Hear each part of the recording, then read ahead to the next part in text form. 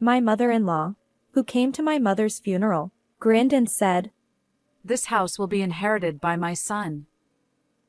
I wonder if I should take this room." I replied, Actually, I'm the one inheriting this house." She retorted, "I know, but isn't it true that a wife's belongings belong to her husband? So, in essence, this house belongs to my son, right?" I sighed. Is that really the case? She cheerfully added, "From now on, let's get along." I hesitated. What do you mean by get along? She declared. "I mean turning this room into my room." I asked, Does that mean we'll be living together? She confidently replied, "Exactly.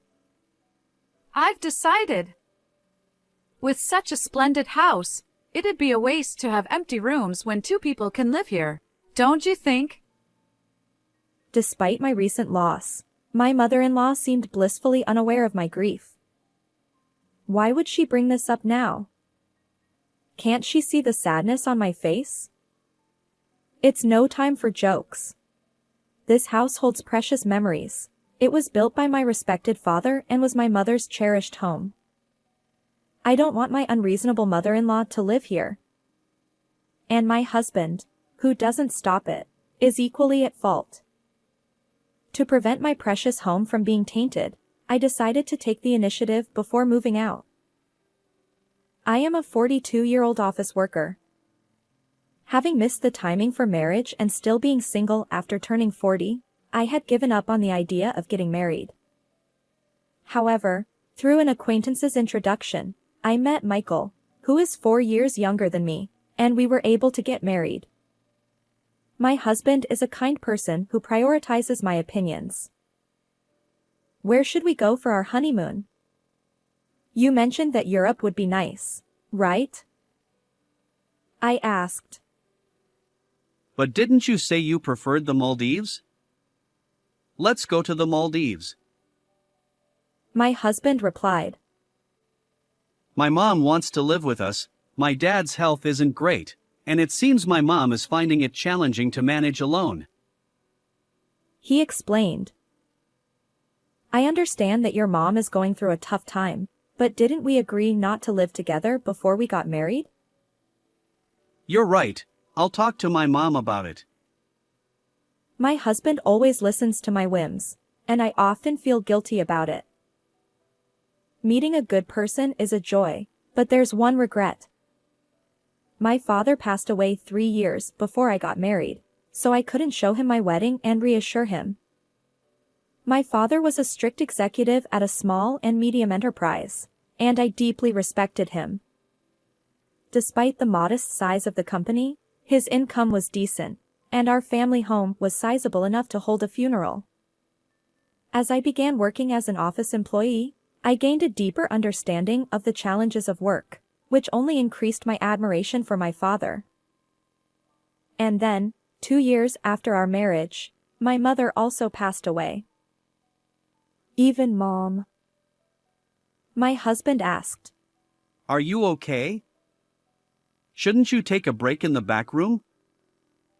Funerals are generally less commonly held at home, but my mother's funeral was conducted at home. During my mother's funeral, he always looked out for me. Truly, I was fortunate to have met such a good husband. That's when my mother-in-law, Nancy, arrived. My deepest condolences. I sincerely sympathize with you. I replied. Thank you. I hadn't lived together with my mother-in-law, and our interactions had been limited, maintaining a reasonable distance. However, it was during my mother's funeral that I glimpsed her true nature. After the funeral, my mother-in-law approached me. It wasn't strange for her to come to me, but her expression was oddly gleeful. We greatly appreciate your assistance during this funeral. Thanks to you, we were able to smoothly complete the ceremony. Then she said, The funeral is over now, isn't it? Enough with the formalities.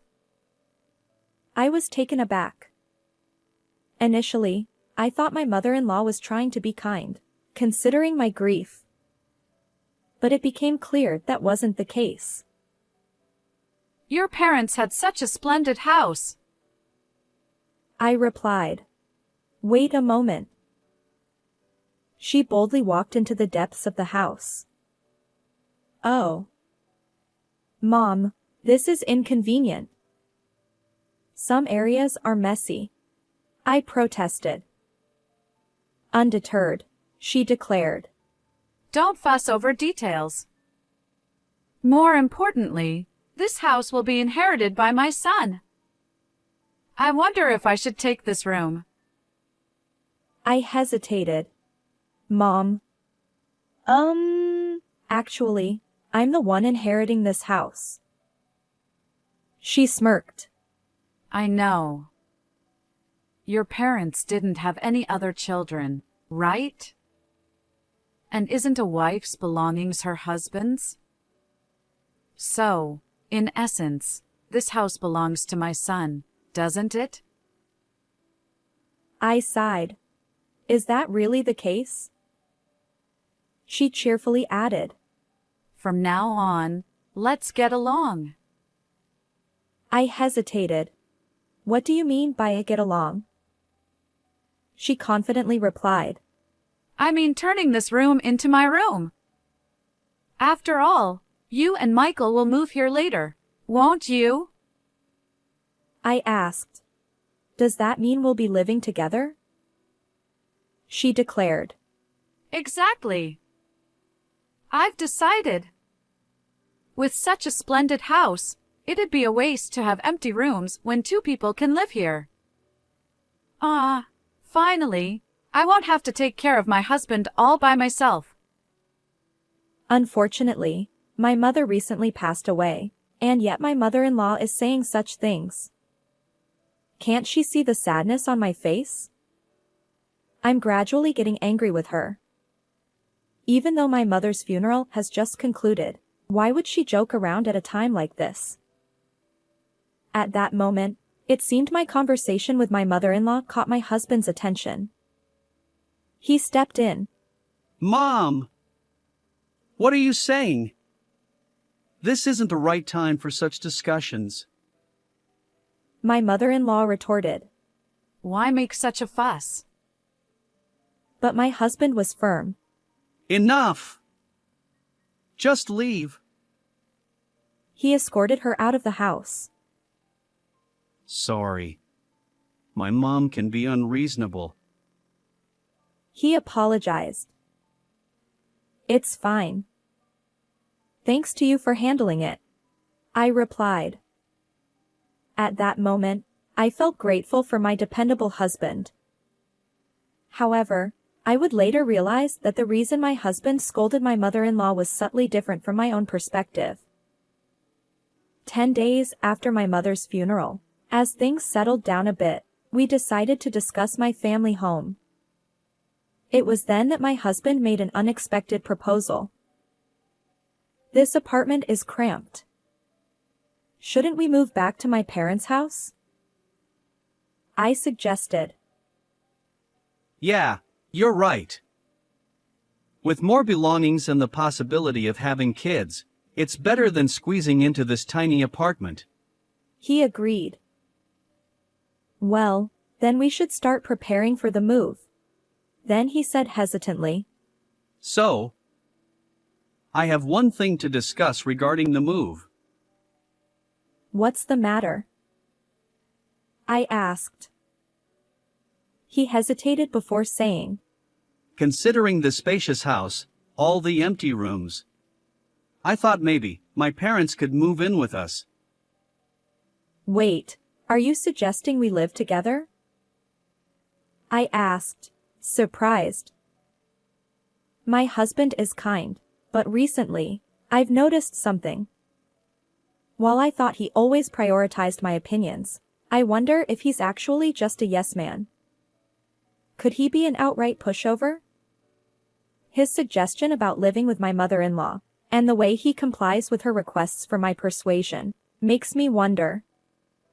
Moreover, despite knowing I'm against cohabitation, he repeatedly proposes it to me, prioritizing her over me.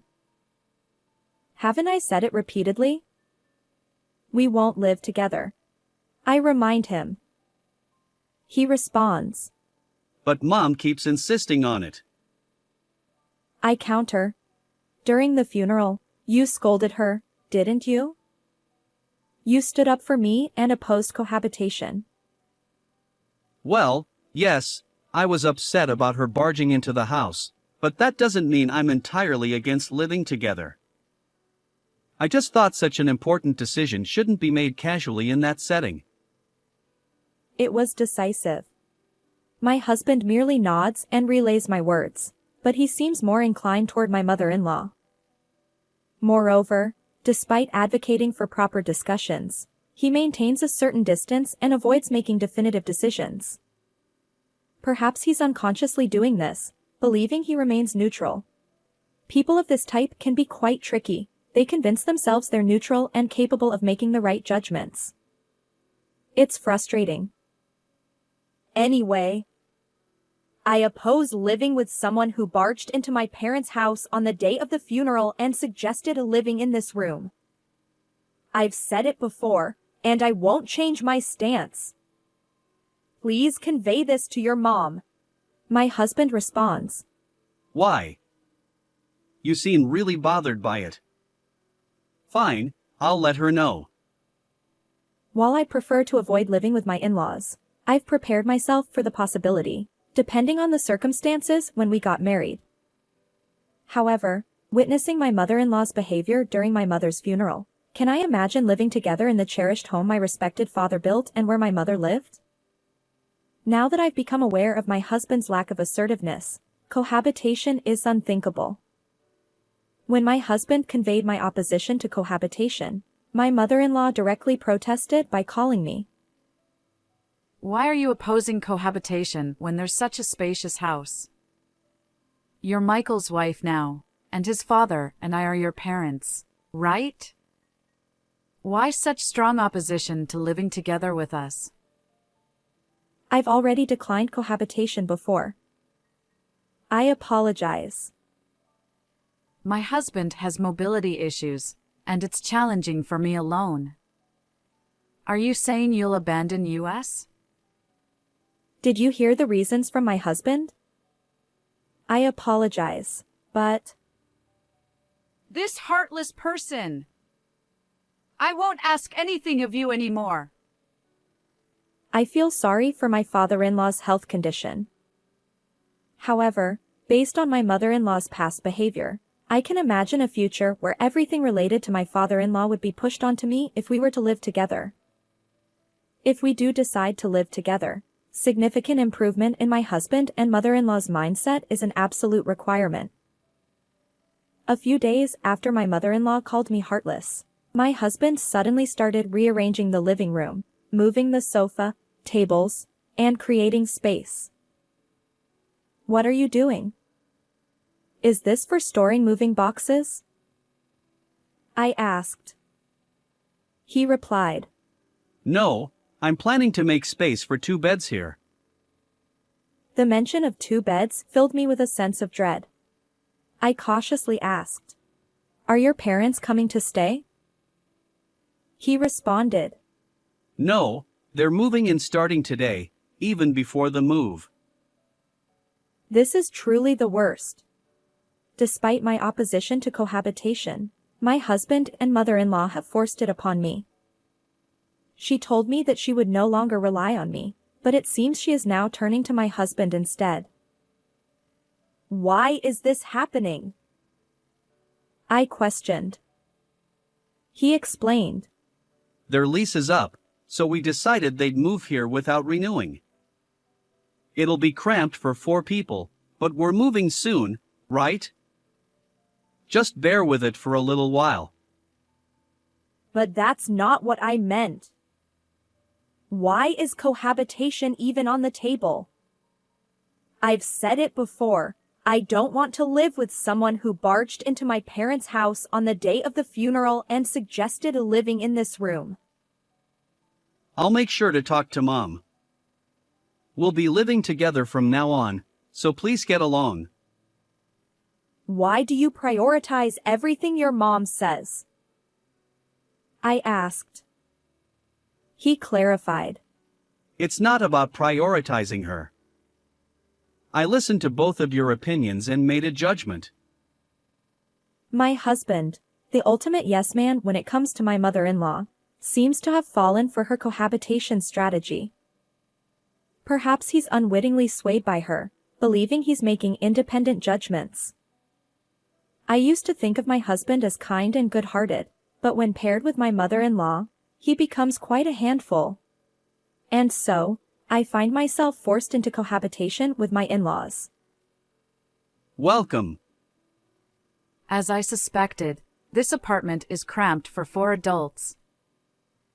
We'll endure it until the move. It's infuriating. She just rolled in here, and now she's complaining about the room. I apologize for suddenly adding 2 elderly people. We'll try not to inconvenience you. No, if there's any inconvenience due to your mobility issues, please let us know. My father-in-law, Tony, has mobility issues, but he seems better than expected. He experiences mild discomfort when standing up, but nothing severe. Was my mother-in-law genuinely struggling to care for him? He's polite and even offered to handle what he can on his own. Unlike my mother-in-law, my father-in-law doesn't seem problematic. Or so I thought. Is there a drugstore nearby? It seems I forgot to bring my medicated patch with me, and I'd like to buy one. Hold on, dear. Considering your mobility issues, you should stay put. If you fall outside, it'll inconvenience Michael and the others, won't it? Ask them to buy the medicated patch for you. But I've been going to buy it myself until now. Didn't they tell you to let them know if you face any inconvenience? Well, I guess you're right. Sorry, but I need it urgently. Could you go buy it for me? Sigh. Understood. While running an errand for a medicated patch isn't a big deal, why does my mother-in-law make decisions without involving me in the conversation? Also, my father-in-law appears polite on the surface, but he seems to follow my mother-in-law's lead. Like my husband, he's become her yes man. This time it's a minor errand, but as we continue living together, I fear everything will eventually be pushed onto me. Can I allow these people to live in the cherished home my parents left behind? It's no joke. If they move in, they'll tarnish the house. I must find a way to protect my parents' home. As my mother-in-law and father-in-law prepared for their move to my parents' home, I decided to take preemptive action before their relocation. My mother-in-law was in high spirits, excited about moving to a spacious house. Hey, can you lend us the key to your parents' house? We'd like to check out our rooms. I have some errands to run, so I'll give the key to Michael. Michael, can you drop us off? Before heading home, we want to stop by the storage room where we dumped our belongings. We need to measure the furniture sizes. Got it. I'll take the key. With my mother-in-law's good mood, there were no clashes between us, and about 10 days passed uneventfully. However, behind the scenes, my preparations were progressing steadily. All right. The moving preparations are complete. Soon, life in that house will begin. Once my husband and my in-laws finished their moving preparations, it was time for me to reveal a shocking truth to the 3 of them. Everyone, I have something to discuss. My husband replied. What is it? Get to the point. My mother-in-law wondered. Is it about plans for celebrating our move? I clarified. No, we won't be moving to that house. she exclaimed. What? What do you mean? I handed over a document. This is an application for renouncing my inheritance. My husband protested. Renouncing your inheritance? Come on, that's a joke, right? I insisted. It's not a joke. Look, there's an official court approval here. For me, that house holds immense sentimental value. I couldn't bear the thought of you living there. So, I decided to let go of the house, preserving it as a beautiful memory in my heart. My mother-in-law scolded. What madness possessed you? Even if you were letting it go, you could have sold it for money. Why abandon the house? I explained. Even if I sold it, you'd just rely on that money next. I thought it'd be clearer if I simply had nothing. She retorted. We moved out of our previous place for this move. You know? What are you doing? How will you make it up to us? I stood my ground. I've consistently opposed cohabitation. Yet, without proper discussion, you forced it upon me. So, I took a firm stance. Upon learning that I had renounced my inheritance, both my husband and mother-in-law seemed stunned, their faces drained of color. They were speechless, their strength sapped. My father-in-law looked bewildered as he observed the two of them. However, I wasn't about to let up. Michael, I continued, I've been thinking about getting a divorce. What do you think? Huh? Divorce? My husband stammered. Michael! You should divorce this ridiculous wife immediately. My mother-in-law chimed in. I had anticipated her immediate demand for divorce. What I wanted to confirm was whether my husband could make an independent decision at this critical moment. If he deferred to my mother-in-law now, it would make our future together even more challenging. Even if you're suddenly asked about divorce, it's troubling, Mom.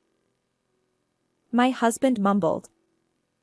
His response was still pending, but my resolve to proceed with the divorce had solidified. My mother-in-law snapped. Fine. Divorce is the only option. My father-in-law interjected. Michael, it can't be helped. Your mom insists. My husband sighed. Well, you seem to want a divorce too, and maybe that's for the best. Even in significant decisions, my husband and father-in-law remained yes-men to my mother-in-law. And now, my husband's words made it sound as if he changed his opinion for my sake. Very well, I declared. Let's proceed with the divorce. I'll be moving out. With minimal belongings, I spent the night at a budget hotel. The next day, I had urgent matters to attend to, so I took half a day off work and headed back to the courthouse. A few days later, my mother-in-law called me. You! What's going on? It seems that house is becoming yours. Why the sudden outburst? Did you find out through the estate division process? Yes, that house belongs to me. You forged documents and deceived us. Why would I forge documents meant for court submission? Those are genuine. Then why is the house becoming yours when you were supposed to renounce the inheritance? Well, right after that, I promptly withdrew the application. You know. Renouncing an inheritance is difficult once the application is accepted. However, it takes about a month for the renunciation application to be accepted, during which time it can be withdrawn at any point. The documents I showed my in-laws were not acceptance related. They were from the application stage. I intentionally made them believe I had relinquished the house and confronted them with the prospect of divorce to gauge their reactions and decide my next steps. I didn't expect my mother-in-law's mindset to change, but I hoped my husband would reconsider and express that he didn't want a divorce. If he said he didn't want a divorce, I planned to rethink it and later explain about the house. However, So the house really becomes yours? Then, since it was acquired before the divorce, it's subject to property division, right? In such cases, you two are supposed to split the money from selling it, don't you? my mother-in-law seemed intent on taking whatever she could from me, knowing the house wouldn't be hers. But I had anticipated this. If that house were jointly acquired by us, it would indeed be considered shared property. However, that house is a unique asset acquired through inheritance, so it won't be subject to property division. Unfortunately, specific assets like this aren't eligible for division. When you heard that the house would become mine, didn't you consult with a lawyer? If Michael had paid off the house loan or covered renovation costs, those expenses might have been considered for division, but I assume that didn't happen, right? So, what about the money that would come to Michael through property division? Well, we've only been married for a few years, so there's hardly anything substantial. Maybe just the car? Although there's still an outstanding loan on it. You're going to selfishly claim the inheritance, aren't you? Heartless. I'm protecting that house because it holds precious memories of my parents. I don't want people like you living there. If you have any further complaints, please go through a lawyer. After the call with my mother-in-law, divorce proceedings proceeded smoothly. Presumably, she urged my husband to divorce me promptly. Regardless, the divorce was finalized, and I no longer had to contend with my in-laws. I felt a sense of relief, as if I'd successfully safeguarded my father's home from harm. After I moved out, my former in-laws apparently spent some time in the apartment where my ex-husband and I used to live. The apartment wasn't very spacious, so even with one less person, it must have felt quite cramped. My former mother-in-law explored new housing options, but due to their age, my ex-husband's parents faced challenges passing rental application screenings. Consequently, my ex-husband decided to rent a smaller single-family home for them to live together. Although it's smaller, it's still a house, so the rent is likely higher than what they paid for the apartment. He'll also need to support his parents going forward. My ex-husband is probably in for a challenging life. My former mother-in-law was excited about moving into the large house my father left behind, but now she's settling for a considerably smaller home. I imagine she's quite disappointed. As for me, I've started a new life in the house my parents left behind. It feels warm, as if my parents are still there with me. How did you find this story? If you enjoyed it, consider subscribing to the channel. Until next time.